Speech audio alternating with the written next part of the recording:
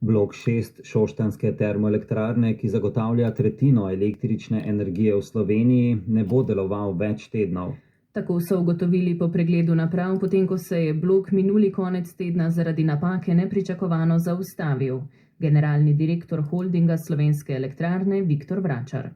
Napaka, ki je prisotna, se aktivno naprej rešuje. Na terenu so predstavniki GE-ja v podpori njihove tehnične pisarne iz matične družbe skupaj z osebjem TEŠ-a in tudi zunanjimi izvajalci poskušajo čim prej odkriti napako. Trenutno se izvaja test tesnosti z helijem.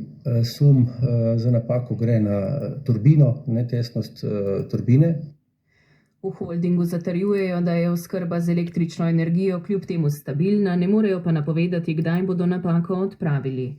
Elektriko nadomeščajo s starejšim blokom 5 in plinsko-parnima enotama, za morebitno prodano električno energijo v konicah pa bodo prerazporejali energijo iz slovenskih hidroelektrarn in črpalne hidroelektrarne Avče. Dogodki